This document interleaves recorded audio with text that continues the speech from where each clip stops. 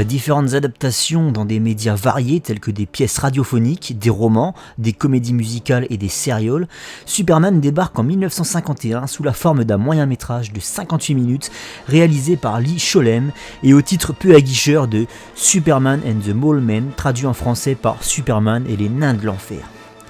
Le super-héros est interprété par George Reeves, qui à la suite du succès du film reprendra le costume pendant une longue période de 7 ans jusqu'en 1958 dans la série télévisée Les Aventures de Superman. Mais en réalité, ce n'est qu'en 1978, soit 40 ans après sa création par Jerry Siegel et Joe Shuster dans le Action Comics numéro 1, que Kal-El prendra véritablement son envol au cinéma. Le projet Superman est dirigé par Richard Donner, réalisateur de The Omen, et écrit par Mario Puzo, entre autres, scénariste du Parrain et du Parrain 2. Durant plus de 2 heures, Christopher Reeves, Marlon Brando, Margot Kidder et Gene Hackman se donneront la réplique dans ce qui sera considéré comme le premier film de super-héros. Le film coûte la bagatelle de 55 millions de dollars, ce qui n'est pas rien à l'époque. Star Wars, un an plus tôt, a coûté 11 500 000 dollars. Et Les Dents de la Mer, de Steven Spielberg, lui sorti 2 ans plus tôt, seulement 9 millions de dollars. Le film rapporte plus de 300 millions, le succès critique et financier est total, un nouveau genre cinématographique est né, le film de super-héros. Bien le bonjour les Anxios, et vous êtes sur Os Comics, nouvelle chronique Magnétoscope qui sera bien évidemment une rubrique cinématographique dans laquelle je reviendrai en détail sur l'historique des films DC Comics. Voilà, je les ferai tous, et donc bien évidemment on commence dans l'ordre avec Superman de 1978, premier film DC, mais ça va au-delà de ça, c'est le premier film de super-héros de l'histoire, c'est le premier long métrage, et donc on va commencer avec lui tout simplement. Alors quel rapport j'ai avec le film Superman? Eh bien c'est un film que j'ai vu pour la première fois quand j'étais gamin et qui devait passer un soir à la télé, et donc j'avais regardé ça, et à cette époque j'étais sur Batman, la série animée de Bruce Timm, et la série Lois et Clark qui passait sur M6. C'est pour cette raison que Superman et Batman ont toujours été mes deux super-héros préférés. C'est parce que j'ai grandi avec eux. Et donc forcément le film Superman, quand il est passé à la télé, je l'ai regardé. Et il s'est passé une très longue période avant mon second visionnage, puisque la deuxième fois que j'ai vu le film, c'était en 2004 lorsque j'ai acheté le DVD. Au niveau du scénario, on est sur une origin story relativement classique, celle du jeune Kal-El qui est envoyé sur la planète Terre par son père, afin d'éviter la destruction de sa planète d'origine qui est Krypton. Sur Terre, il se fait recueillir par un couple de fermiers du Kansas, Jonathan et Martha Kent, et bien évidemment, il va devenir plus tard le super-héros Superman, le super-héros le plus symbolique et le plus mythique de l'histoire des super-héros. Donc voilà, le film retrace tous ces événements, une partie de son adolescence à Smallville, et puis son arrivée en tant que journaliste au sein du Daily Planet, son arrivée à Metropolis et sa rencontre avec d'autres membres très importants, d'autres personnages très importants de l'univers de Superman, que sont Perry White, Lois Lane ou autres Lex Luthor. Voilà pour le scénario. Alors on va commencer tout de suite avec des points négatifs, et puis on étoffera la critique avec des points positifs. Vous allez voir que ça va être quelque chose d'assez rythmé. Je vais essayer de faire beaucoup plus court que ce que je faisais dans le passé sur l'ancienne chaîne avec les Parlons peu, parlons bien, pour ceux qui connaissaient l'ancienne chaîne. Là on repart sur des bases scènes, c'est pour ça que je refais une review Superman et que je vais refaire une review Superman 2, etc. Vous allez me dire, oh tu as déjà fait ça dans le passé, certes, mais pas sur cette chaîne, et j'ai envie de repartir à zéro. Voilà. Donc c'est parti. Alors le point négatif, ça va concerner l'écriture de certains personnages. J'ai noté notamment Martha Kent pour la séquence durant laquelle elle découvre le jeune Kal-El. Je veux dire, là, t'as une fusée, t'as une navette spatiale qui tombe du ciel, qui s'écrase dans le champ de maïs, et t'as l'impression que la gonzesse, elle en a rien à foutre, quoi. Elle se retourne vers son mari. Et si on l'adoptait? Donc il y a un problème au niveau de l'écriture de ce personnage-là, il dégage rien, on ne sait pas pourquoi elle est là, elle a aucun... Enfin voilà, aucune sympathie pour ce personnage. Et j'ai beaucoup de mal également avec le rôle interprété par l'excellent Gene Hackman, pourtant, qui est bien évidemment Lex Luthor, le grand méchant de l'univers Superman. J'ai beaucoup de mal avec cette espèce de... on est sur une version de Lex Luthor qui s'apparente à celle qu'on avait dans les comics dans les années 60 pendant l'âge d'argent. Donc ce personnage un peu déjanté, hein, dans les comics c'était un scientifique fou. Là on a gardé le côté un peu foufou, c'est plus un scientifique, c'est plus un homme d'affaires, c'est un investisseur immobilier. Mais j'ai beaucoup de problèmes avec cette version de Lex Luthor. J'ai été habitué au Lex Luthor de Smallville parce que j'ai grandi avec Smallville aussi, c'était une série de mon adolescence. Et j'aime beaucoup le Lex Luthor sombre, le Lex Luthor qui est posé, le Lex Luthor qui réfléchit. Voilà, je préfère cette version plus moderne de Lex Luthor que celle du personnage foufou auquel on a droit dans le film de Richard Donner. Donc voilà, j'ai beaucoup de mal avec le Lex Luthor de Richard Donner. J'ai beaucoup de mal également avec tout son environnement, hein, ses sbires, donc Miss Teschmaker et Otis. Je ne sais pas pourquoi ils sont là, c'est des gens sans cerveau, enfin voilà, j'ai beaucoup de mal également avec le fait qu'il ait un QG qui soit sous terre, là, planqué dans les couloirs du métro. C'est vraiment le vieux QG, tu sais, auquel tu n'accèdes que par un passage dérobé. Ça fait penser aux méchants dans les vieilles séries des années 60, là, chapeau melon et bottes de cuir, ce genre de truc. Et là on est en 1978, on n'est pas dans les années 60, donc du coup je trouve que ça dénote pas mal avec l'époque. Et je pense que même pour 1978, tout ce côté QG sous terre, les méchants qui rigolent là, je trouve que c'est déjà vachement kitsch pour un film de 1978. Après c'est mon avis, j'ai pas grandi, j'étais pas né en 78, donc je connais pas forcément cette époque.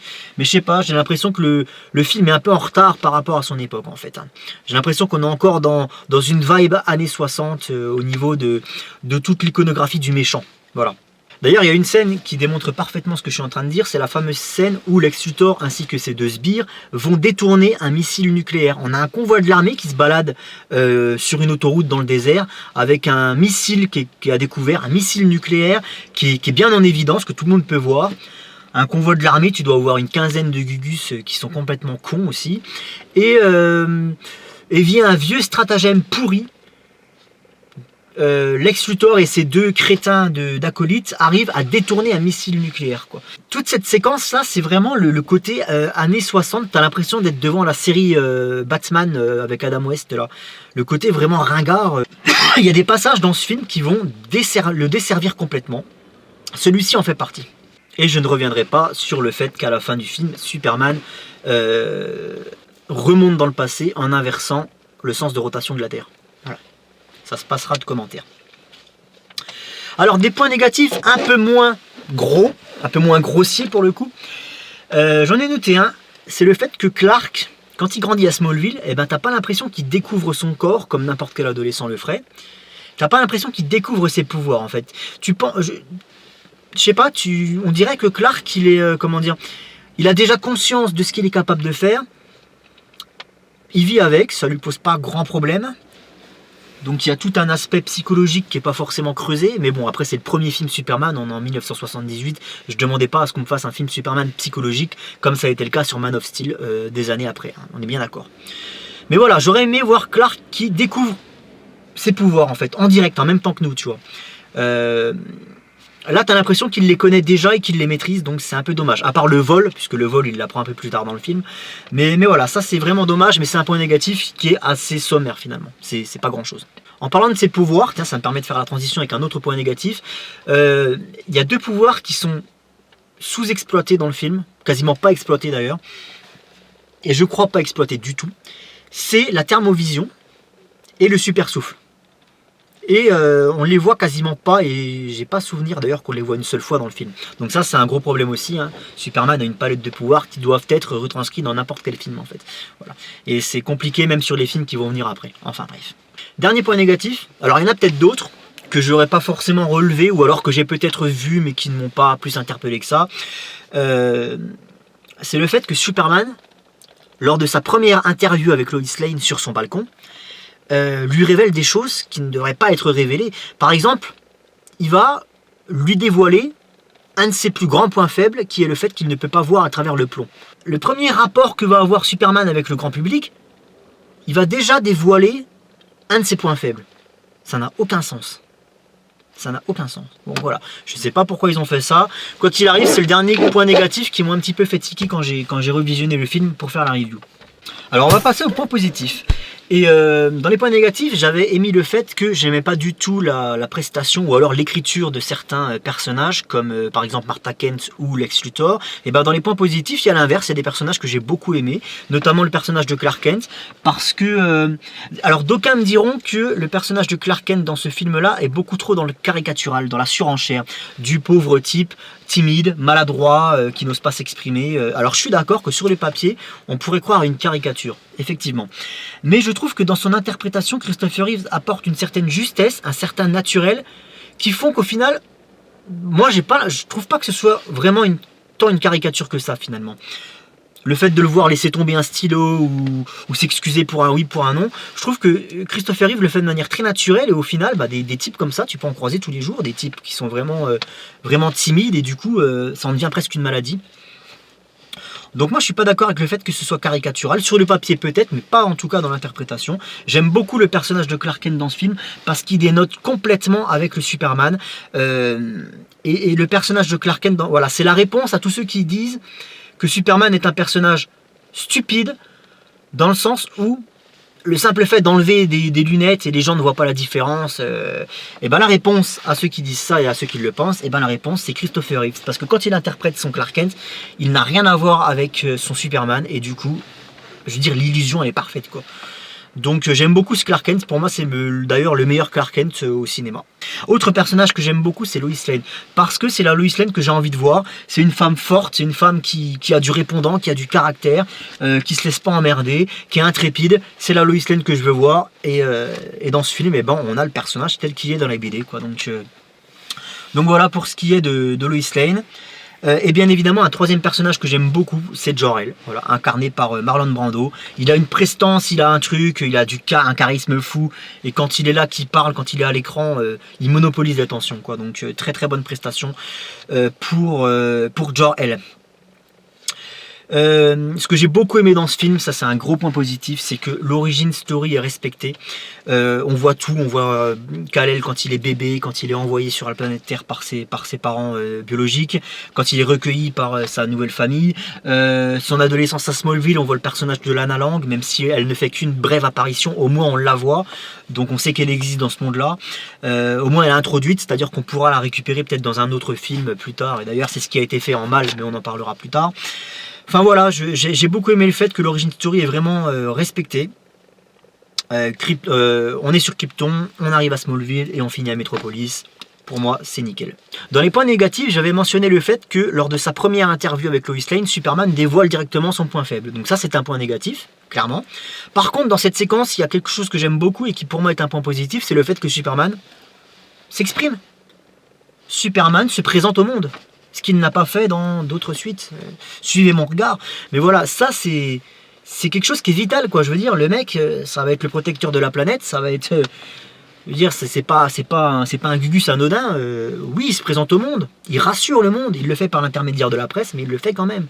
Il y a de l'enjeu, c'est-à-dire que même si le plan machiavélique de Lex Luthor ne tient pas debout une seule seconde, hein, le fait de vouloir faire s'effondrer la Californie afin de pouvoir vendre ses terres qu'il a achetées dans le désert beaucoup plus cher, puisque du coup ça deviendra des terres côtières en limite de mer. Son plan ne tient pas debout, c'est vraiment un gros point négatif dans le film, hein. Mais par contre, il y a un truc qui est fort, c'est tout ce qui va finalement en découler, c'est-à-dire le grand final. Le final de ce film, il est monumental, il se passe beaucoup de choses, il est long, il est vraiment prenant. Là, il y a un vrai enjeu. Tu vois Superman qui va sauver des centaines de vies, peut-être même des milliers de vies humaines. Bref, Superman qui est dans son rôle, qui est pleinement dans son rôle de protecteur de la planète. Moi, j'aime beaucoup ce Superman-là, le Superman qui va empêcher un train de dérailler ou qui va empêcher un bus scolaire plein d'enfants de tomber d'un pont. J'aime beaucoup, moi c'est comme ça que je vois Superman et c'est comme ça que je veux le voir en fait, tu vois. Voilà, et Superman qui met des patates à un méchant pendant une demi-heure, ça m'intéresse pas. Superman qui se bat, ça ne m'intéresse pas. Moi je veux voir Superman qui sauve des vies. Et ce film le fait à fond les ballons. Sur le final, quoi, t'as peut-être 20 minutes, une demi-heure, parce que le final est relativement long quand même, où Superman y va à fond pour sauver. Et ça, c'est le gros point fort du film, le final est monumental. T'as des vraies idées de réalisation, comme le plan séquence, lorsque Superman après son interview avec Lois Lane sur le balcon, s'envole et dans le même plan, en plan séquence, il réapparaît en tant que Clark Kent de l'autre côté, il sonne chez Lois Lane. Ça, c'est des vraies idées de réalisation très ingénieuses qui, comment dire, qui aident à s'immerger dans le film tout simplement. Donc la réal est, à part certaines séquences que j'ai expliquées un peu plus tôt, la réal est franchement bonne. La musique, le thème de John Williams, alors j'ai appris en faisant cette review que John Williams avait été remplacé, enfin, que John Williams avait remplacé au dernier moment un autre compositeur qui était prévu sur le projet, qui était Jerry Goldsmith. Jerry Goldsmith, compositeur des Gremlins, qui doit être une de ses musiques les plus connues. Et je crois qu'il avait fait la musique d'Alien également, mais j'ai pas envie de dire de conneries, c'est juste une supposition. Donc c'est John Williams qui a remplacé au dernier moment Jerry Goldsmith, et c'est une bonne chose. Alors j'aurais bien aimé entendre la composition de Jerry Goldsmith, qui est un excellent compositeur, mais le thème de John Williams est franchement impeccable, il colle parfaitement au personnage, il colle parfaitement au film. Il y a deux thèmes, le thème de Superman qui est le thème principal, hein. Il y a également le thème d'introduction du film qui est le thème de Krypton, qui est splendide, c'est grandiose quoi. C'est un thème qui participe à la magie de Krypton quoi, à la grandeur de cette planète, de cette civilisation qui est détruite. Voilà, donc il y a de l'amour, il y a de l'action, il y a du drame. Le film est franchement bien équilibré en termes de tonalité.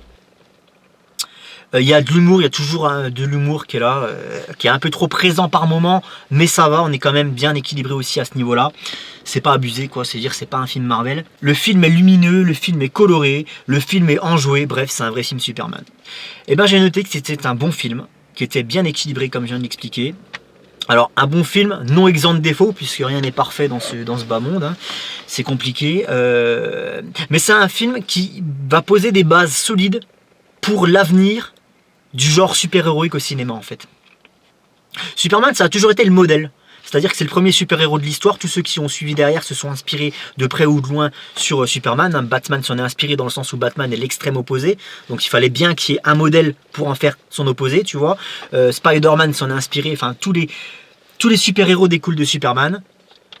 Et quelque part, c'est logique que le premier film de super-héros soit le film Superman, puisque tous les films qui vont suivre vont en découler. On l'a vu avec le Spider-Man de Sam Raimi, qui pour moi est un hommage au film, qui est un hommage à Superman, parce qu'il en reprend les codes, il en reprend la tonalité, il en reprend plein de...